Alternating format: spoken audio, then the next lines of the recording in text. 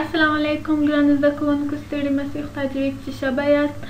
نن ورځ راځو خپل د پښتو مضمون د بیرغ درس پاتې برخې ته چې موږ چې په بله ویډیو کې مو درس ویلی چې هغه درس یې پاتې و چې هغه به پاتې برخه اوس وایو. صفحه هم یو سلو درېیمه راواړوئ ګرانو شاګردانو.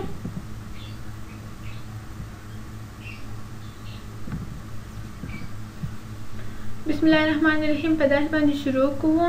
زموږ د درس موضوع چې وه بیرغ و. موږ وویلي چې زموږ بیرغ څو رنګونه لري؟ 3 رنګه لري. کم چې تور، سور، زرغون. او ګرانو شاګردانو اوس راځو خپل د تېر درس دی یو وارې تکراروو. د تکرار څخه وروسته خپل نوي درس ته ځو. سمه ده؟ بیرغ. زموږ بیرغ 3 رنګونه لري: تور، سور او زرغون. زموږ بیرغ 3 رنګونه لري: تور، سور او زرغون. بیرغ زموږ د ملي یووالي نښه ده. بیرغ زموږ د ملي یووالي نښه ده. یو وارې بیا تکراروم ګرانو شاګردانو.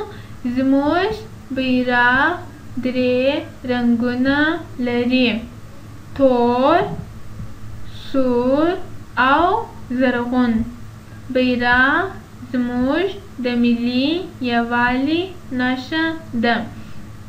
ګرانو شاګردانو دا زموږ څه شو؟ تېر درس و. په تېر درس کې چې موږ ویلي د بیرغ درس مو چې هغه 3 رنګه لري چې دا تاسو زده کړل. او ګرانو شاګردانو او زموږ بیرغ چې دی د څه شي نښه ده؟ د ملي یووالي نښه ده. او ملي یووالي هم تاسو پوهیږئ چې څه ته وایي؟ چې یووالی د څه په معنا دی؟ د یو ځای کېدلو په معنا دی. او ګرانو شاګردانو اوس راځئ دا هم چې دی زموږ د هېواد بیرغ دی. او دا تاسو پوهیږئ چې اول 3 رنګه لري چې اول به کم یو وي چې موږ ویلي تور دی. تاسو په خبر یاست. دوهم چې دی سور دی. او درېیم رنګ هم چې دی زرغون دی. چې په دې باندې هم تاسو پوه یاست. اوس راځو خپل نوي درس ته. بسم الله الرحمن الرحیم. راپانده دې وي زموږ ملي بیرغ. راپانده دې وي زموږ ملي بیرغ. بیا یې وایم ګرانو شاګردانو. راپانده دې وي زموږ ملي بیرغ.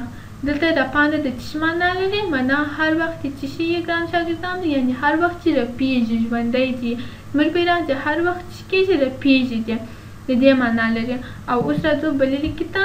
سرلوړي دې وي د افغانستان خلک. سرلوړي دې وي د افغانستان خلک. سرلوړي دې وي د افغانستان خلک. سرلوړي دې وي د افغانستان خلک. یو وارې بیا درته تکراروم ګرانو شاګردانو.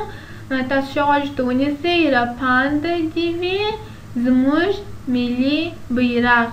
سرلوړي دې وي د افغانستان خلک. یعنې همیشه دې د افغانستان خلک چې همیشه سرلوړي دې وي. سر دې لوړي، هېڅ وخت یې سر کښته نه کېږي. تاسو دلته عکس ته وګورئ ګران شاګردان چې دا هم بیرغ یې په لاس کې نیولی دی چې څه شی دی؟ یعنې دی پر موږ باندې خپل وطن بیخي ډېر، یعنې باید پر موږ باندې خپل وطن ګران وي. موږ خپل وطن ته خدمت وکړو، کار ورته وکړو تر څو خپل د هېواد خلکو سر که موږ کښته نه سي او نه هم زموږ د بیرغ کښته سي. همیشه دې راپانده یې او رپېږي دې. د نن ورځې درس مو دغه غونډه و ګرانو شاګردانو. خدای دې وکړي چې ستا په خلاصه ویږي. یو وارې بیا درته تکرار کړم. تاسو په ما پسې وایاست چې ښه مو زده سي. سمه ده ګرانو شاګردانو؟ راپانده دې وي زموږ ملي بیرغ. راپانده دې وي زموږ ملي بیرغ. سرلوړي دې وي د افغانستان خلک. سرلوړي دې وي د افغانستان خلک.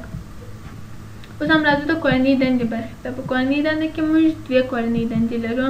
یوه کورنۍ دنده مو دا ده چې د بیرغ درس تکرارول او یوه صفحه لیکل. اوس خو تاسو زده کړئ او ګرانو شاګردانو خپل درس په تکرار کړئ او چې به ولیکئ دغه درس په یوه صفحه په ښایسته خط سره ولیکئ. او دوهم کورنۍ دندې ته راځو.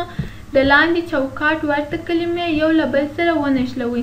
تاسو ته کلمې دلته په چوکاټ کې تاسو ورته وګورئ ګرانو شاګردانو چوکاټ دی دا کلمې جاوم دلته هم دي دلته هم دي. تاسو به دوې یو رقم کلمې چې پکښې پیدا کوئ به یو د بل سره یې نښلوئ. تاسو اول ورته وګورئ یوه دانه به زه تاسو ته وکړم.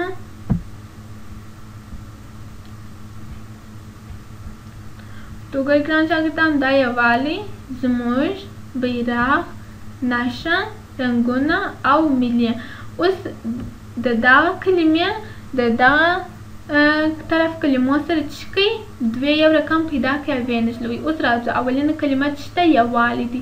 اوس موږ په دې کې باید یووالی پیدا کړو. دا نه دی دا نه دی دا رنګونه چې دا چې دي نو دا زموږ دا بیرغ و دا رنګونه وه دا ملي دي دا هم نښه ده.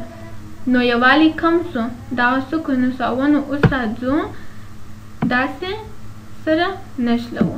سر په خلاصو ګرانو شاګردانو ټوله کلمې دغسې کوئ. نو دا به تاسو په کتابچه کې لیکئ او دغه چوکاټ به څه کوئ ورته کلمې به یو د بل سره نښلوئ. نو خدای جوړ چې سر مو په خلاصوئ. د نن ورځې درس مو د غونډو ګرانو زده کوونکو تر بیا پورې د خدای په امان ښه وخت ولرئ.